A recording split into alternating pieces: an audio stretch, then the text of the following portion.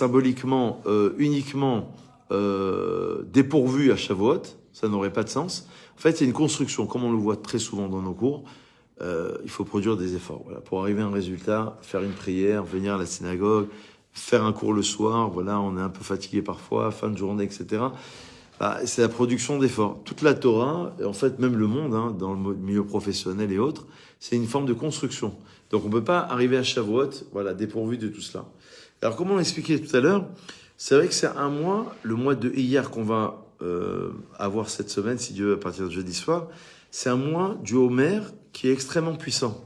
Parce que, on va l'expliquer tout à l'heure, mais il y aura la Iloula de Rabbi Shimon Bar Yochai, il y aura la Iloula, la disparition de Rabbi Meir Baal Hanès, on va expliquer rapidement qui étaient ces grands personnages, vous le savez certainement déjà. Et on va voir qu'il y aura Yom HaAtzmaut la semaine prochaine, on va voir que aujourd'hui il y avait Yom HaShoah. Donc il y a énormément d'événements qui vont jalonner toute cette période, mais qui sont extrêmement modernes. La plupart sont très modernes. Sauf la Iloula de Rabbi Shimon et Rabbi Meir, c'est le 2e siècle, il y a 1800 ans.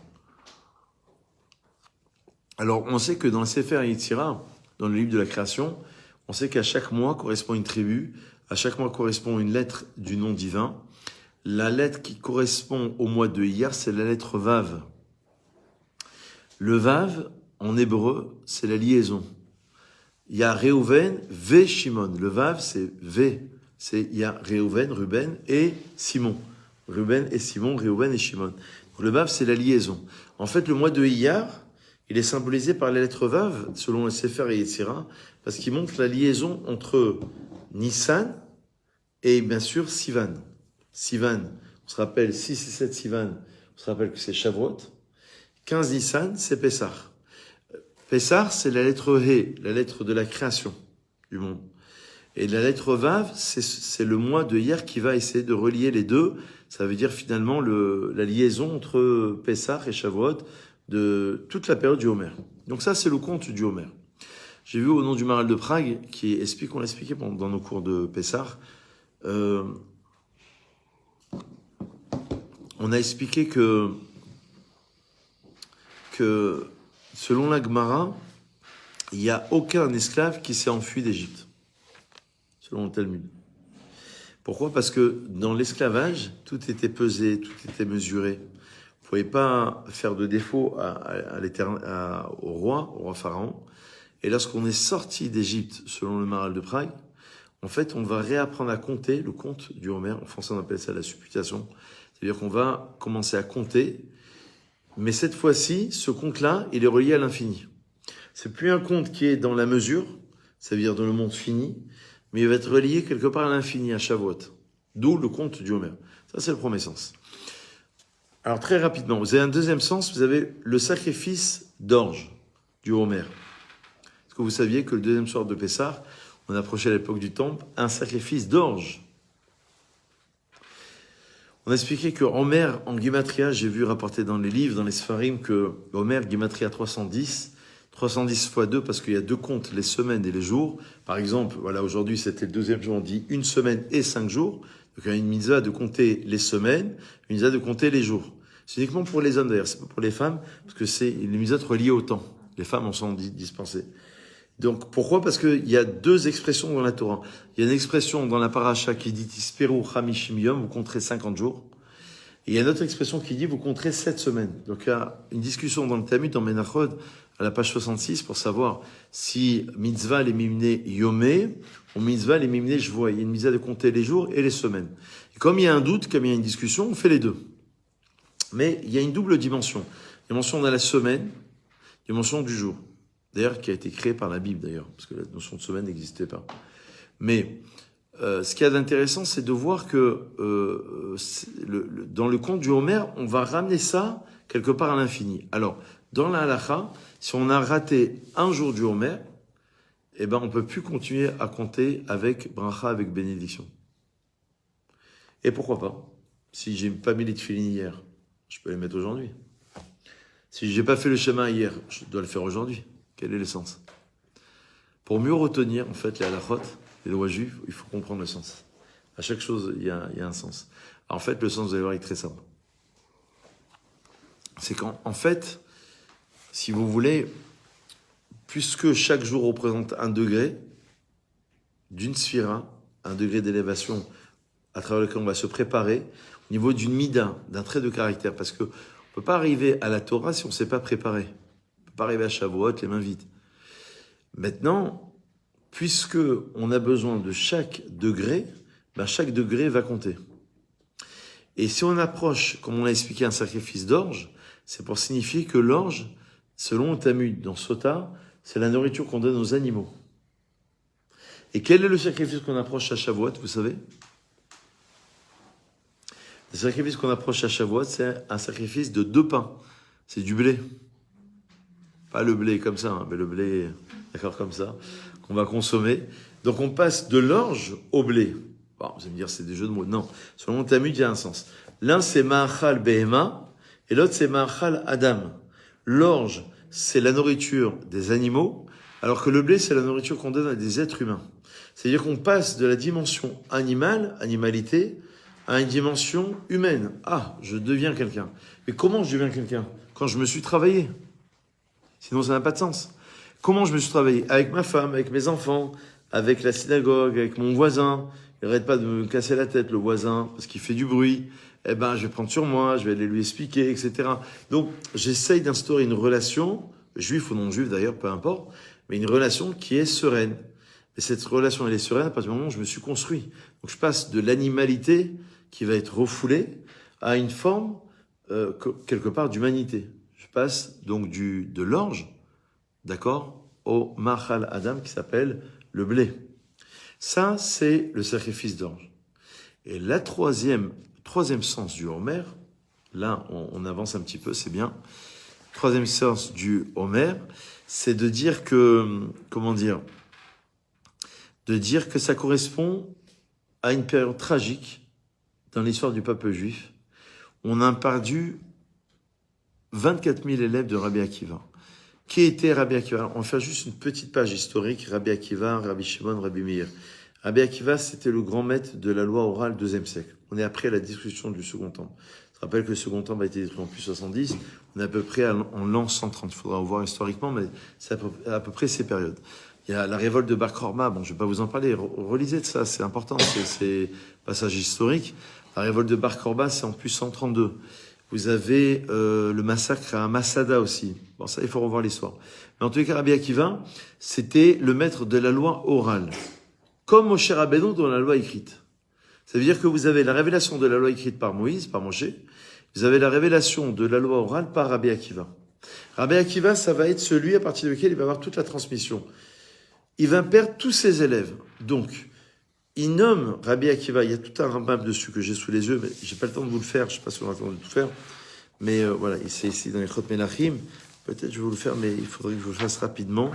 Il y a tout un Rambam dessus où il a Rabbi Akiva considéré que Bar Korba, qui était un sage, un génie d'ailleurs, eh ben, il a considéré que c'était le Mashiach, que c'était le Messie au IIe siècle.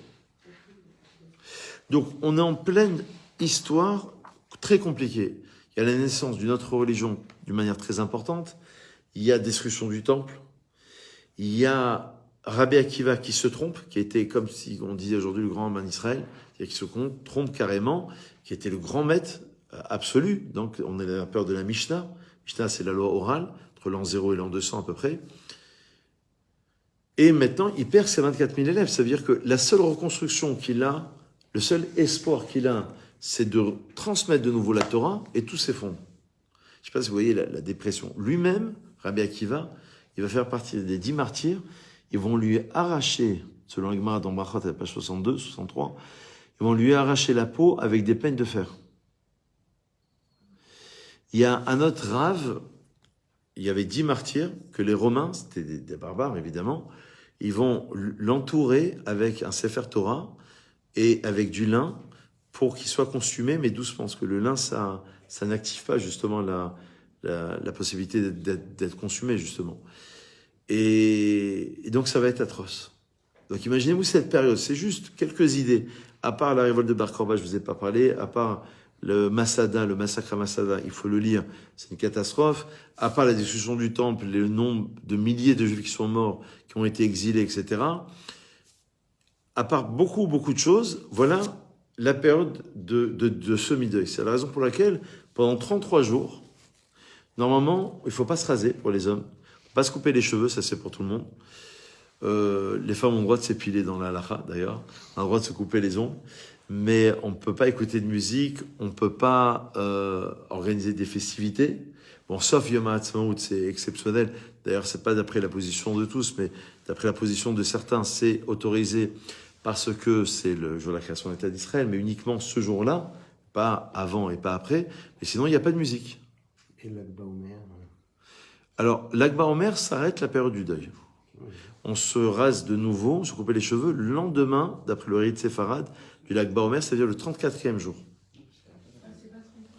Alors, 33 jours, vous avez raison, c'est le rite ashkénaze. C'est le jour même, l'Akba Omer. Cette année, je crois que c'est un mardi. Ouais. Bon, en tous les cas, rite ashkénaze, c'est le 33 jours. 33e jour, on peut se raser. Mais d'après tout le monde, on peut écouter la musique, puisque là, l'épidémie s'est arrêtée. En fait, ils sont morts suite à une épidémie. Sauf, c'est écrit dans les textes, sauf le jour du Shabbat et le jour de Yom Tov, ils ne mourraient pas. Donc imaginez-vous, normalement, la Gemara, elle dit, c'est une xéra d'Hachem, un décret d'Hachem, que Ahmed Mishtaker Minalev, Yud Bet Chodesh, le mort, entre guillemets, on n'oublie jamais son défunt, son père ou son grand-père, etc. Mais après 12 mois, ça s'atténue. Dieu a ainsi fait les choses. Bon, sauf vraiment les drames absolus, quelqu'un qui perd un enfant, ou les drames absolus. Mais de manière générale, excepté les drames absolus, normalement, après 12 mois, ça s'atténue lorsqu'on perd un proche parent. Là, on est 2000 ans après, enfin 1800 ans après, près de 2000 ans, et pourtant, on observe encore cette période de deuil. Parce que justement, ça a marqué l'histoire du peuple juif. C'est-à-dire que la Torah, la Gemara dit dans Yebamot, page 62, elle dit « Ve'aya olam shamem » le monde, il était désolé. C'était une désolation profonde. C'est-à-dire le monde était éteint. Et Rabbi Akiva, il a dû transmettre de nouveau à 5 rabbins, il restait juste 5 grands rabbins, comme Rabbi Shimon Bar Yochai, comme Rabbi Meir ben Alanes, dont on va parler tout de suite, dans quelques instants. Et à cause de quoi sont-ils morts? C'est tout le travail qui est relié au conte du Homer. Chaque jour, on a expliqué tout à l'heure, a besoin de la veille du lendemain. Chaque jour représente une mida, un trait de caractère. Parce que les uns, dit le Talmud, ne respectaient pas les autres. Alors, est-ce qu'on peut comprendre finalement, profondément, je vais citer le Maral de Prague, est-ce qu'on peut comprendre profondément, est-ce qu'on doit mourir parce qu'on ne se respecte pas? Bon, c'est pas bien de ne pas se respecter, mais est-ce qu'on peut entendre l'idée selon laquelle on va supprimer quelqu'un, 24 000 élèves, et pas des moindres, les élèves c'était des grands rabbanim, des grands chachamim, on va les exterminer suite à une épidémie parce qu'ils ne se respectaient pas. C'est ce que dit le Talmud en tout cas. On a beaucoup de mal à comprendre. Comment vous comprenez ça? Parce qu'il est d'un très haut niveau. Mais c'est pas une raison. Ça veut dire que c'est pas écrit dans la Torah. Pas écrit, c'est marqué, tu aimeras ton prochain comme toi-même. Et c'est pas écrit qu'on doit mourir parce qu'on l'a pas respecté. What do you think? C'est-à-dire quand on a un niveau très élevé, donc on fait défaut à... C'est pas une raison. Non, d'accord. Alors, Ilan, pas d'idée. Alors, en fait, hein? Oui, mais c'est pas une raison. C'est pas parce qu'on n'a pas la crainte d'Hachem qu'on doit mourir non plus. C'est quand même dur comme. Moi, j'ai vu l'explication suivante. Il y a beaucoup d'explications, mais celle qui a retenu mon attention, c'est de dire que ces 24 000 élèves sont morts de Rabbi Akiva au IIe siècle. Pourquoi? Parce que, comme on était en train de reconstruire la Torah, en fait, le fait de ne pas se respecter, c'est pas dans le sens propre, c'est dans le sens figuré. D'ailleurs, les Chachamim font remarquer que c'est marqué dans le Talmud, chez l'onagu kavod zelazé, ils n'observaient pas d'honneur les uns vis-à-vis des autres.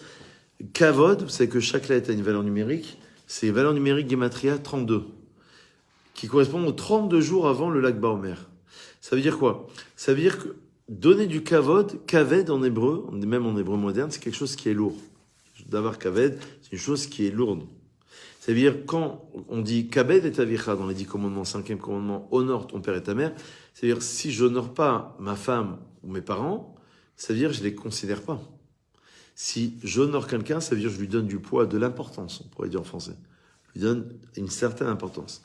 Mais comme chaque élève, d'après une lecture, était enfermé dans sa propre vérité, et ça on le vit encore aujourd'hui, c'est pour ça qu'on observe encore cette période de deuil, le semi-deuil, ça veut dire que chacun était convaincu de sa propre vérité. Il avait du mal à tendre l'oreille à ce que l'autre allait dire, allait formuler. On ne pouvait pas concevoir qu'on allait reconstruire la Torah avec ce cheminement-là, avec un cheminement où il n'y a pas de respect, mais c'est pas seulement dans le sens propre, il n'y a pas de respect, où chacun est enfermé dans sa bulle. Malheureusement, vous savez qu'aujourd'hui, un peu de partout, en Israël aussi, il y a plusieurs courants parfois où les uns ne reconnaissent pas forcément les autres. Ça, c'est un vrai souci pour la Torah. Et je crois que quand on étudie à la Yeshiva au Centre Talmudique, j'ai eu la chance dans ma jeunesse d'étudier à la Yeshiva, c'est de tendre l'oreille dans un couple, avec nos enfants, avec nos parents. On peut être en désaccord, mais à aucun moment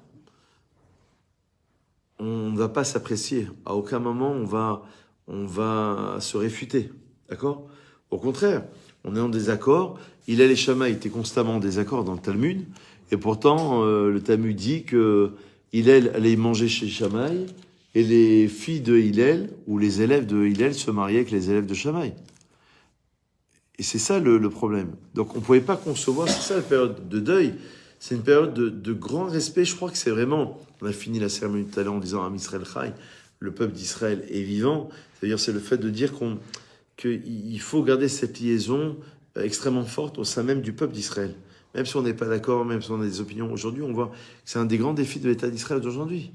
Alors sans rentrer dans la politique, gauche, droite, etc., ça c'est aussi extrêmement important, extrêmement actuel, mais dans les milieux religieux aussi. Avec les milieux non religieux. Il y a des affrontements terribles au niveau idéologique, au niveau philosophique, au niveau théologique aussi. Il y a des affrontements terribles sur le rapport entre la loi, donc la Torah, et le pays finalement. Est-ce qu'on doit fermer tous les magasins Shabbat? Est-ce qu'on doit fermer... Est-ce que tout le monde dans le pays doit observer Pessah parce que c'est Pessah? Donc la position du monde religieux, c'est de dire que on a l'État d'Israël, mais l'État d'Israël, finalement, on a deux sens, qu'à partir du moment où il y a une religion, où il y a une Torah, il y a une loi, sinon on pourrait vivre en France, ou aux États-Unis. On n'a pas besoin de vivre en Israël, sinon. Donc il y a des affrontements, mais à aucun moment, il faut pas lâcher le respect que l'on peut avoir. Même lorsqu'on est en désaccord, même lorsque, dans un couple, on peut le voir aussi. Le problème de couple, c'est ça. C'est qu'on s'énerve, il y a de la passion, etc. Et c'est un vrai problème. Donc c'est un grand travail. On n'est pas d'accord. On n'a pas la même position, la même vision. Bon, il y a l'honora, on dit en hébreu, d'accord. Et plus grave dans la vie que de ne pas être d'accord, c'est pas grave. On n'a pas la même position, on n'a pas les mêmes... c'est pas très grave.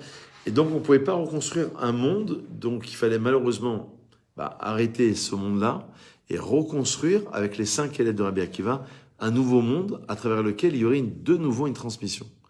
Donc vous avez 3 sens. Vous avez le conte du Homer, le sacrifice d'orge du Homer, on passe de l'animalité à la dimension humaine, et vous avez la période du Homer. Tout est relié, comme on l'a expliqué à l'instant. J'ai vu dans une valeur numérique que Homer, c'est une valeur numérique 310. Comme il y a une mise à de compter les jours et les semaines, 310 fois 2, donc il y a 2 comptes, ça fait 620. Or, 620, ce n'est pas anodin comme chiffre, parce que ça correspond aux 613 mitzvot de la Torah, plus les 7 mitzvot rabbiniques qui ont été rajoutés, les grandes mitzvot comme Purim et Hanouka, par exemple.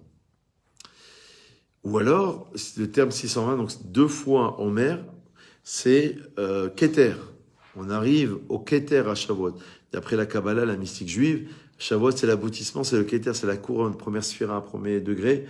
Mais parce que justement, comme on l'explique en début de cours, c'est parce qu'il y a une forme de préparation. Alors, dans cette période, on a expliqué Yom HaShoah, on a expliqué Yom HaAtzmaut, mais il y aura 2 Hilulot. Il y aura 2 Hilulot. 14 Iyar, supposé, parce que c'est pas une certitude, la Hilula de Rabbi Meir Balanes, qui est décédé, on suppose le 14 Iyar, Par contre, on a une certitude sur Rabbi Shimon Bar Yochai, le 18 Iyar. Et là, vous avez explosion de joie, il y avait la musique, l'allumage des bougies, vente des bougies, vous avez des repas qui sont organisés, c'est extraordinaire. Alors, en fait, Rabbi Shimon Bar Yochai va commencer par le plus simple. Il y a deux raisons. Non seulement l'épidémie s'est arrêtée, 33e jour du Homer, le lag Baomer, lag, c'est valeur numérique 33. Ça correspond, disent nos Chachamim, à un verset dans les Télim qui dit Gal Ainai ve'abita niflaot mitoratecha.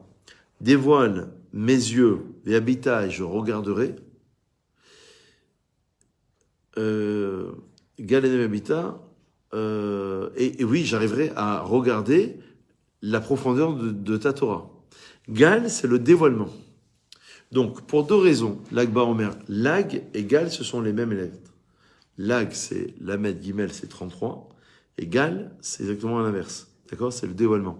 Alors, première raison, parce que les élèves, donc, l'épidémie s'est arrêtée. Donc, c'était déjà un jour de jour. Ils ont compris après. Deuxième raison, c'est que Rabbi Shimon Bar Yochai va dévoiler les secrets de la Kabbalah. Est-ce que vous connaissez l'histoire de Rabbi Shimon Bar Yochai? Rabbi Shimon Bar Yochai donc, était un élève de Rabbi Akiva, donc on est toujours au 2e siècle. Il s'est enfui dans une grotte pendant combien d'années? Hein?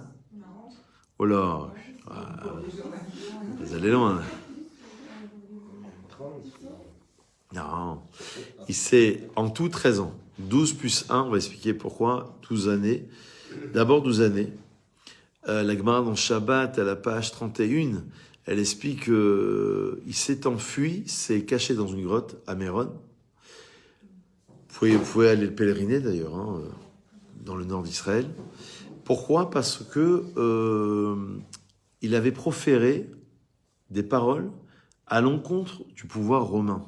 Comme on l'a expliqué tout à l'heure, le pouvoir romain était extrêmement dur, extrêmement sévère, extrêmement barbare aussi. Donc il s'est enfui dans une grotte. Après, ce point-là, c'est une question, je ne peux pas te dire ce soir, mais puisqu'il était aussi faiseur de miracles, il aurait pu faire autrement les choses. En tous les cas, il a choisi ce cheminement. Pendant 12 ans, selon notre tradition, selon le Talmud, il va se mettre dans du sable, dans de la terre plutôt, jusqu'à son cou. Il aura les mêmes habits. Il se changera et qui remettra de Shabbat en Shabbat. Et sa peau, à la fin des 12 années, sera tellement usée par la poussière de la terre qu'il va pratiquement en souffrir. Mais il va bénir l'Éternel pour ça. Il va manger du caroub. Il y a le caroubier. C'est uniquement ce qu'il va manger. Donc, imaginez-vous dans quelles conditions. Et on a pour tradition qu'il s'est caché donc avec son fils, avec ses élèves, et qu'il avait le dévoilement du prophète Eliyahu Navi, qui va lui dévoiler toutes les parties cachées de la Torah. C'est-à-dire, alors là c'est un peu compliqué, ce qu'on appelle la mystique juive, ça veut dire les 4 mondes supérieurs, ce qui se passe après la mort, les 5 niveaux dans la Neshama, c'est-à-dire dans l'âme, toute la mystique juive, les mondes supérieurs, etc. Il sort de la grotte au bout de 12 ans, parce qu'il entend que le décret avait été annulé. Et ensuite, lorsqu'il voit quelqu'un travailler, par la vision, il va le brûler. Une voix céleste va sortir en disant « Est-ce que tu es sorti de la grotte pour brûler les êtres humains ?» Le but, c'est de faire la relation entre le monde spirituel et le monde matériel. Donc la voix céleste lui dit « Retourne étudier encore une année. » Il va rester 13 ans au total. Et donc on a un dévoilement, selon la tradition, le soleil ne se couchera pas ce jour-là, du 33e jour du Homer, de cette année-là où il va dévoiler les secrets de la Kabbalah, la mystique juive, tant qu'il n'aura pas terminé d'expliquer toutes les parties du Zohar. Jusqu'à la Hydra Rabbin, la Hydra Zouta, jusqu'au dévoilement, etc., jusqu'à son décès. Donc,